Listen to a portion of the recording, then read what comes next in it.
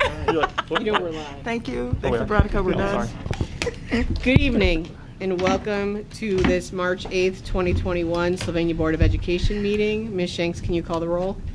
Julie Hoffman, Here. Ruslan Slutsky, Here. Greg Feller, Here. Kimberly Conklin, Here. Tammy Lavalette. Thank you. Please join us in the Pledge of Allegiance. Flag is back that way. I Pledge allegiance to the flag of the United States of America and to the republic for which it stands, one nation, under God, indivisible, with liberty and justice for all.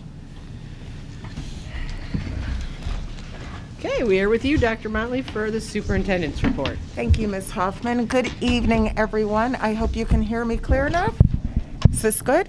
Okay.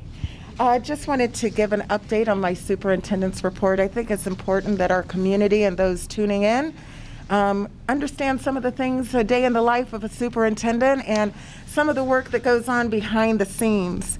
First of all, I am happy to announce that our teachers over the past weekend and other school employees, including myself and my team members here, received their second dose of the vaccine. We're looking forward to March 22nd because at that date and time, we will be welcoming our students back into our school buildings, K through 12, every day, all day. So we're thankful for all those that made it possible, including the Toledo-Lucas County Health Department, my like colleagues, superintendents in other districts that coordinated the effort. And we're just so pleased that we are recognized as essential workers and the power that we have in order to really work with our students and the priority of being on the front line with our kiddos so we can be in school and educate our children, because we understand, and I have always said, the magic happens in the classroom. So we're going to welcome back our students here in a couple of weeks. Also, for some of you that may not know, today the CDC actually announced that there are new guidelines that if an individual is fully vaccinated, that they can gather indoors without masks. So in that information was just released today. We are now working through that information to process it. What does that mean in application for our teachers and our staff members? So stay tuned with more information. I also want to share that on Friday, I had the opportunity to make a video here in the Southview Cougar studio, which many of you just experienced. It's a green room here in the media center. And I shot a video for our staff, and I think it's important that we recognize that the purpose of the video was really to set expectations for our staff members and our students and those individuals that work with our children. Our children have been out of school for almost a year to the date, and we really need to take time to recognize their social emotional needs. I've asked the staff to really be cognizant of allowing our students time to get reacclimated, allowing them time to reconnect with their peers and their teachers, also to make sure that they are able to reestablish relationships. And also, although our students are resilient, this will be a time of transition. I think about our freshmen. This will be the first time that our freshmen, our high school freshmen, will be in school with all of their peers when the building is full of students. And we need to make sure that we kind of treat this like the first week of school for our kiddos so that they can have a strong and quality adjustment. So I shared that video with our staff this morning. Thank you to Amy Addington to helping me get that going and getting it out to our staff and supporting their efforts. I will also share with you that we have started staffing discussions for our district. We're already planning for next school year. We've had the opportunity to revisit our gifted programming levels, our ESL programming levels, or LEP. I think tomorrow we're meeting to discuss elementary, all of which we want to make sure that we are preparing for next year. There's a lot of movement with staff members. We have folks that are in SALA. We have folks who may be coming back from SALA. Just a lot, and we want to make sure we have as many voices around the table as possible to ensure that we're making quality decisions moving forward. In addition, we are continuing to work through the Summer Academy, which we're excited about offering that opportunity for our parents and our students this summer. We do have to have a plan into Governor DeWine's office by April 1st. Again, I may have shared previously, I'm so proud of our team here in Sylvania schools. We recognized that there would be a need to have some type of summer enrichment intervention program long before the governor said it was a requirement, because we believe it was the best thing to create and develop for our children who have lost instructional time over the course of the last year. In addition, last week I had a chance to visit Highland Elementary School. It was a great feeling to see Mr. Swaggerty in a classroom. He was actually conducting a teacher evaluation, so I kind of tiptoed in and tiptoed out. I also met with Mike McMahon from SAGR, and we are having a discussion about our partnership. Apparently in the past we had a contract that was about 25 years in a commitment in our partnership with SAGR. And we are working together to revisit that partnership and revisit that contract. So I will be coming to you as the board members and Mr. Feller, who also serves on the SAGR board, I believe, and how we can continue to move forward for really a platform that serves so many in our community, our families and our children. And then finally, and there's so much more, this is just a snapshot, but it's important that you know as a school district that we are tied into our city and our township. And I had the opportunity on February 23rd to participate in a virtual town hall for the city of Sylvania. And actually, what they did is they really showed the latest drawings and recommendations and suggestions for the new master plan for downtown Sylvania. So, of course, we are involved in that partnership because whatever the city does, it impacts schools. And it's very important that I'm aware of where they envision themselves going. So it was very informative. And if I understand correctly, the firm that they worked with, the gal who actually designed the plans for this master plan, this visionary approach to downtown Sylvania, is a Sylvania grad. I won't specify which high school because I don't want to get it wrong, but I do know she is a graduate of Sylvania schools, which is something to be proud of. And that, Ms. Hoffman, wraps up my superintendent's report. Well, thank you very much. And next we have a Northview student, Raymond Flowers IV, who is going to do a presentation on esports. So come on up. You can come on up. Welcome and thanks for coming. And what grade are you in, Raymond? I'm a sophomore. Sophomore. Okay, great. Well, we're glad to have you. And this is a presentation that I have here. Okay. I understand Raymond is also a former student of Arbor Hills Junior High, and he was there when Mr. Zeroff was there as building principal. Is that correct? Yeah, I saw him out in the hallway, and I just reminded him I used to be taller than him back in the day, but that's no longer the case. So it was good to see Raymond. Okay, well, Thank you, Raymond. we look forward to hearing your presentation. Thank you.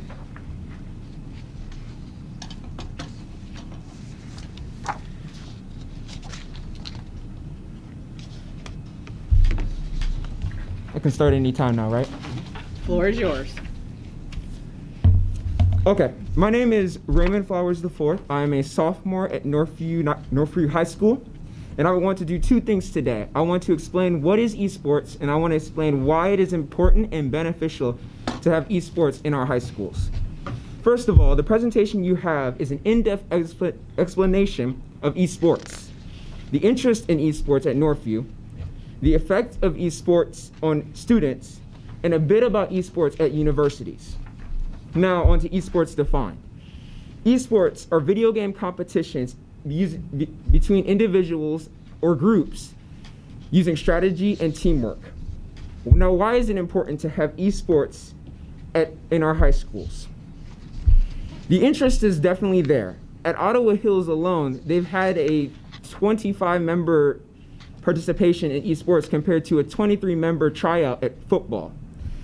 Maumee has an esports program, and even Bedford right now is working to create an esports program, or has already created one during COVID-19. And in fact, even in our schools, through surveys that we've had right now, there is a 27% interest just at Northview alone. Esports will also give an opportunity to non-traditional athletes who don't necessarily participate in the usual physical sports like football and basketball to to have the same opportunities to get scholarships for schools. As many schools out there, including Miami of Ohio, give out scholarships or award scholarships for esports. Esports also gives the ability, according to Brooke Spice at Ottawa Hills, for many kids of different backgrounds to meet together, that whether that be robotics, orchestra, bands, any of them. I hope this has helped to define esports and to provide the board with the benefits of esports to the extent at which you can discuss the topic further and hopefully decide in favor of esports, of an esports varsity team in Sylvania School District. Thank you. Thank you. We might have a couple questions. Okay, and I can So- go further into the presentation if need Right. be. Oh, do you have more? Just if you have any questions on this. Okay, so, and if you don't know the answer, that's okay, because, we'll figure it out. But so this would be like a sports team, like football, basketball, but it would be esports. Who would you compete against? You would compete against through Esports Ohio, which is it's a league created by educators, and they have more than 100 schools currently in only Ohio. And it is a free league in which all students can participate that are 13 and up. Okay, and do you know, do we have to have special equipment for Yes, esports? equipment is needed. There's multiple ways, if you would like me to go through them, that I've looked into. Some of the ways that the equipment that would be needed is computers. You would need an upgraded computers, gaming computers, monitors, and mice and keyboard. But it would be the upkeep cost is extremely low. Okay. Okay, anybody else have questions? Is this a full season, or is this just like a winter or year-round? This is a year-round league with 2 brackets, a spring bracket and a fall bracket. A student may choose to play in one or both of them. So are there particular games that you would be playing? All games are rated T and under, so teen and under. And the games would most likely be decided by what is the interest of the students and seeing what games are people interested in that Ohio Esports Ohio currently gives out, and finding out which of those games have the most interest. Probably 2 to 3. Can you give me some examples of some of the games? that are Super popular? Smash Bros, Valorant, Overwatch, League of Legends, games along that. Okay, I think Tammy had a question. Tammy? I think Kim's question answered it. Thank you. Okay. Anybody else? I would like to say thank you, Raymond. I will say, long ago and far away, I had the opportunity to learn about esports and start a program. And there's so much opportunity for our young men and women who participate in esports, not only from the competition, but the number of careers that are available. Outside, you have graphic design, you have the gaming portion, you have promotion, you have announcers, just the coding behind there. There's so many careers. And I know that Lourdes University, my understanding, I think they just won a title. I know the University of Akron offers scholarships, and they've won several titles. And I believe Ohio State is, if they have not completed construction, they either started, completed somewhere. I know they're working on the construction of an arena just for esports. So just to show, right now you're on the cutting edge of something new that's going to be, I think, going to be around for a long time. And that also has a lot of opportunities for young people. And the fact that colleges are chiming in and saying this is a thing, when Ohio State is spending money to build an arena just for this. So thank you for taking the time to come and share your presentation and educate not only me, but the members of the board about this wonderful opportunity. Yeah, because I'll be honest, I'd never heard of esports before, and it's fascinating. I think it's a great idea. A professional level at this point? Yes, there's multiple leagues out there that pay quite a lot for professional, like you would for football or something, or football or any sport like that, but it depends on by games and all that. Yeah, I think Ruslan, didn't you just say someone, your son knew? One of my son's friends won a Fortnite tournament, like $50,000, which is, it was a while back ago, but still. That's a lot of money to pay for college. Yeah. I In have a some quick regards, question. I think, oh, How many computers would we have? So if we have like 30 6. team members, does each one need a computer, or can we have less and they take turns? How does that functionally work? So there's a couple ways you could go around this, go about this. So certain games through this league, the Esports Ohio League, they play certain games on certain days in terms of the game schedule. So what you could do is you could have 12 computers. If you have, let's say, 12 people, you would need probably at least 6 computers, but probably 12 is a good number. It really depends on the games people are playing, because some games can be more demanding. But yeah, it can be worked out depending on the days that the games are played and depending on what games people want to play. It's a really fluctuating number. Now, would they play the games here, or would they play at home on their own computers or own gaming systems, or how does that work? So now we're getting a little bit into a little bit more presentation. So there's 3 ways that, from what I see, this can go about. Lourdes has an esports facility, so what could happen is trying to increase relationships with Lourdes to use their facilities, as they have a awesome esports arena and have already dealt with the internet problem, because there's a lot of IPs that need to be unblocked. Or you could do it at school and probably set up a room for itself to deal with IPs and all that. Or you could have kids play at home using their own equipment. Well, couldn't that be limiting for students that don't have that equipment? Yes, at that home? is the only problem with having it at home. It can be limiting for students because there are 3 different ways that people can play. Right. So it would be a lot easier to just have it at school or at a college somewhere, because then you can situate it to only PC and the Nintendo Switch, depending on people want to play Super Smash Bros. Or not, but that's a completely different topic. But yes. Well, So- we have a very good relationship with Lourdes, so. yes, we do. So would this be similar to other sports? They'd have, practice so many times a week and Yes, games and that kind of thing? there would definitely need to be a coach, and yes, there would be a game schedule, practice schedule, probably definitely multiple times a week. Okay. I can tell you my 6th grader would be all in on this. I think my nephew would be all in on this at Southview. So is this something we're gonna, I'm Absolutely. interested in looking toward it. Sounds cutting edge, and we wanna be innovative. Yeah, absolutely. And I like your last slide. It says, so what are the next steps for Sylvania and to have an esports team next year? And I know that Mr. Zeroff has already worked with our 2 high school principals to put a survey out to further explore the level of student interest. Just so you know, Raymond, I was going to say Ray, but that's your dad, Raymond, that I've already spoke to our director of IT to see what we need to do to get the switches and the faster processors and all that good stuff. And the good thing is she's built these computers before. So she's familiar with esports and she knows what we need. I think it really is about finding a coach in each building and starting to set up the specifics for what it can look like next school year. Because I think as a coach, you also have to have an interest in gaming. And so we know there are lots of adults in high schools and other schools throughout the district.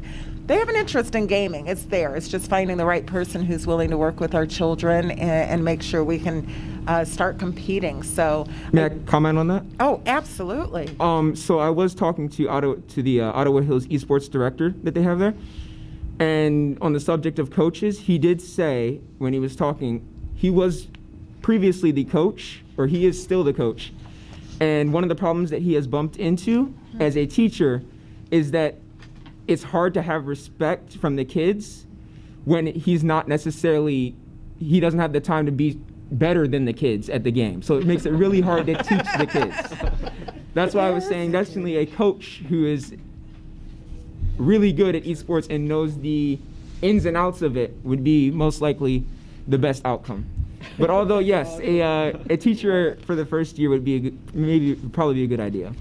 I like it. That's good feedback. So I'm glad you asked that question, like what do you need and how did it work? So thank you. I appreciate that. We one did more send quick question, we did too. send the survey out last week. Did you get the survey? Did you complete it through Northview? get an Yes, email? Okay. but I also have another survey going out which gets Okay. some information on what Yeah, people like just- in terms of games. Gotcha. Just some preliminary information on that. We had 224 students reply to it, and 80% of those kids, which is around 180, if I do the math, are interested, are very interested in this. So that's a pretty high number for our high school. So we might need more than one coach. Yeah, Good, that's what it good. sounds like. maybe probably even a more couple than 6 different teams computers. for different games. Yeah. Yep. It's a lot Yeah, of maybe computers. levels, like freshman, junior varsity, varsity. Yeah, that's kind of, it's funny you stole my mind. It's thinking like, layers, like a freshman Right. team, a JV team, and a varsity May I team. comment on that? Yes. There is no freshman team in the league. There is only junior varsity and varsity. Okay. How many Good to kids are know. on it? How many kids are on a team? I do not necessarily know that question, but it depends on the game. So for some games, there is a 6-person team. For some games, there's a 5-person. It really depends on the specific game for a team. I'm sure you can have substitutes and all that, but yeah, it really depends on what game it is, how many players you would need. That'd be more of a question for a coach or a team Right. captain or something like that. So I guess would there be an opportunity for everyone who wants to do it, or is it pretty limited? Yes, I would believe so. I'm not necessarily sure. You would have to check Esports Ohio. I'm not sure how many teams they would allow a school to put in. I know they have a club. You can have a club, a junior varsity, and a varsity level. Okay. Just no freshman level. Right. Okay. So club is your everybody feeder. can have Right, the yeah. club, but then you can have the competitive teams as well. Is that kind of how it works? I'm not so sure about that. I think it's Generally just it by does. Generally it's how it level. works, yeah. Interesting. Okay. So maybe when you get the results of your survey, maybe you can share them with Mr. Zeroff. I think the survey has definitely leveled out now at this point. Okay. It has been steadily at 27 at Northview. It's only been at Northview, but it's steadily been at 27 for about 4 days. Okay. All right. Anybody have anything else for Raymond? Thank you so much. Thank you you. very Thank you. much for Thank you. coming. It was a great presentation. Thanks, Mom and Dad, for bringing him. He's a fine young man. Absolutely. Thank you. No need to you so stick around much. if you don't want to watch the rest of our meeting. Go home and have Thank dinner. you for having me. Thank you Thank for you. coming. Okay, this is the first opportunity for public participation for items which are on the agenda. Looking for Amy. And there are none, so we are with you, Dr. Motley. Thank you, Ms. Hoffman. The first item I'm recommending for approval is the appointment of Mr. Steve Swaggerty to serve as our summer school director for this 2021 school year, this summer. I understand that Mr. Swaggerty has served in this role in the past. I'll move approval. A second. Any comments or questions? Ms. Shanks? Julie Hoffman. Yes. Greg Feller. Yes. Tammy Lavalette. Yes. Ruslan Slutsky. Yes. Kimberly Conklin. Yes. Item 5.2, I recommend approval for the College Credit Plus agreement for the 21-22 school year with the University of Toledo. This is an annual item where our children can participate in CCP classes.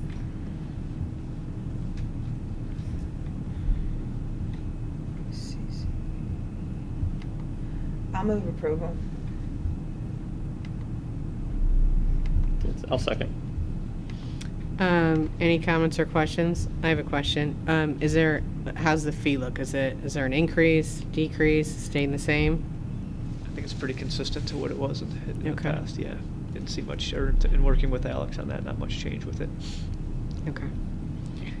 Okay. Anybody else? Ms. Shanks? Kimberly Conklin. Yes. Greg Feller. Yes. Ruslan Slutsky. Abstain. Kimberly Conklin. Did I say your name already? No, Ruslan abstained. I said yes. Tammy Lavalette. Yes. Julie Hoffman. Yes. Let's You go got around it. one more time. You got us all. I got some of you twice, I think. Are we good, Ms. Shanks? Yes. Alrighty, thank you. Item 5.3, I recommend the approval of parental contracts.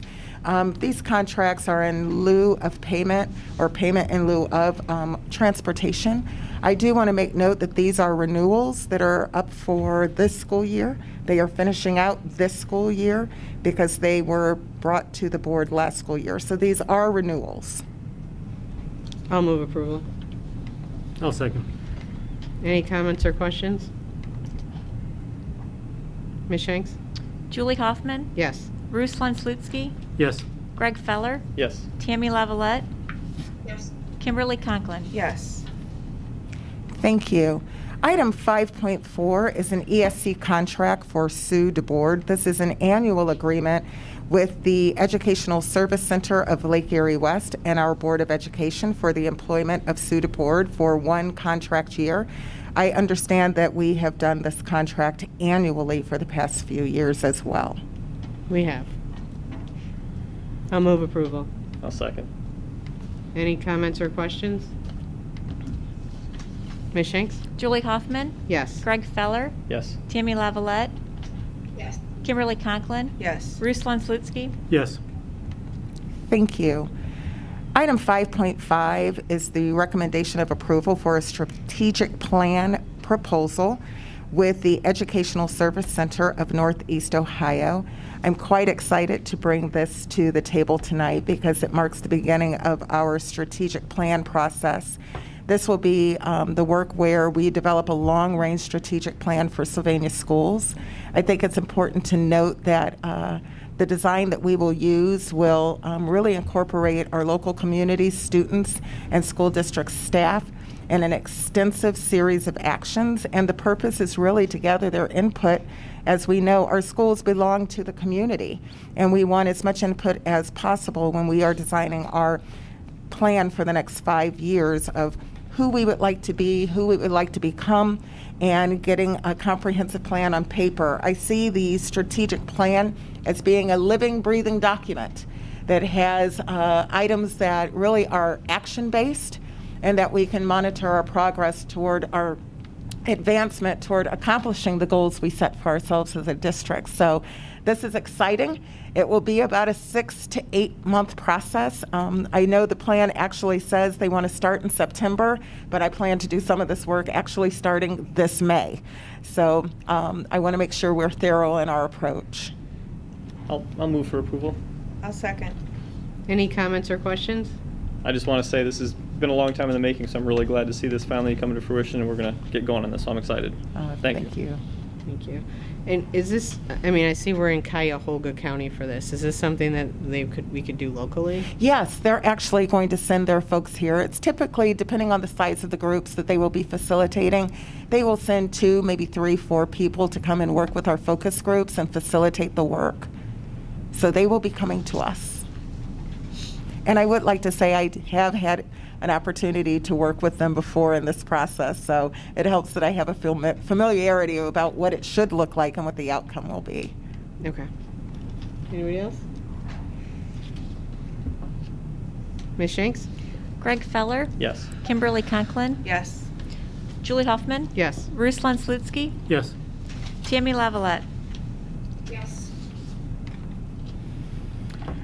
We have several items under Human Resources for our licensed/certified staff. Items actually 6.1 through 6.8. Item 6.1, we are asking for the approval to, add some extra time for those employees for Edgenuity Crisis Credit Recovery. This is a high school program where we're working with our high school seniors and juniors to make sure that they are on track for graduation, specifically when they've been hit hard by the circumstances of COVID. We have several folks there. We also have some folks who are doing some work on our SALA committee and not to exceed the hours listed as we're looking to redesign the program for next year.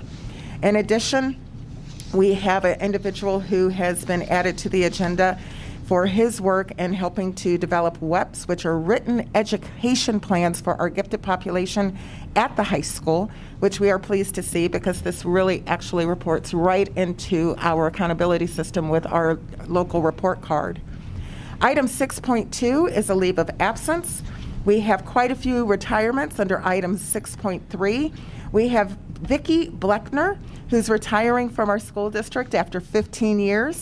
We have Christine Saverstrom, who has had 36 years with Sylvania schools. That's a great tenure, and we're sad to see her go, but she's really served her, I shouldn't say served her time, that's not good, but she's earned her retirement.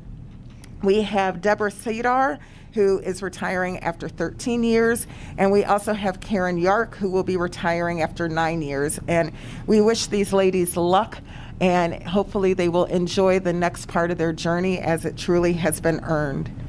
Item 6.4 looks at athletic volunteers that we are seeking your recommendation for. Item 6.5, we're seeking your, not recommendation, I'm sorry, your approval. And also item 6.5, we have several supplemental positions that we are also seeking your approval for. Item 6.6, licensed substitute teachers. Look at that. We have 5 on the list this time. Thank you. And only one who is a student teacher as a substitute teacher with the Ohio Department of Education now allows under the COVID model that we are allowed to hire substitute teachers. So thank you, Abby, for taking advantage of that opportunity. So we have more subs in our ranks. And then also we have licensed substitute resignations in item 6.7. And then finally, item 6.8, we are recommending the approval for hours of a supplemental position. We have Bonnie Rowe, who will be the musical accompanist for our musical theater course. And I recommend the approval for items 6.1 through 6.8 with agenda item 6.9 on a consent agenda basis. I'll move approval of items 6.1 to 6.8 on a consent agenda basis. Second. Any comments or questions? Ms. Shanks? Ruslan Slutsky, Yes. Greg Feller, Yes. Tammy Lavalette, Yes. Kimberly Conklin, Yes. Julie Hoffman. Yes. Thank you. Moving forward with items 7.1, we have some classified personnel actions. We have 4 individuals who are transferring between departments within the district. Item 7.2 looks at classified unpaid leave, which we seek your approval for those individuals. Item 7.3, we seek your approval for classified new hires to the district. We also recommend approval of item 7.4, classified additional hours, which is looking at a parapro support for a special needs student. And item 7.5 is the consent agenda recommendation for approval. I'll move for approval items 7.1 to 7.4 on a consent agenda basis. I'll second. Any comments or questions? Ms. Shanks? Greg Feller, Yes. Ruslan Slutsky, Yes. Tammy Lavalette, Yes. Kimberly Conklin, Yes. Julie Hoffman. Yes. Thank you, Dr. Motley. Certainly. This is the second opportunity for public participation for items not on the agenda, and seeing none, I would move that we adjourn. I'll second. Ms. Shanks? Ruslan, did you second? Sure. Julie Hoffman, Yes. Ruslan Slutsky, Yes. Kimberly Conklin, Yes. Julie Hoffman, Yes. Again. Greg Feller, Yes. Tammy Lavalette.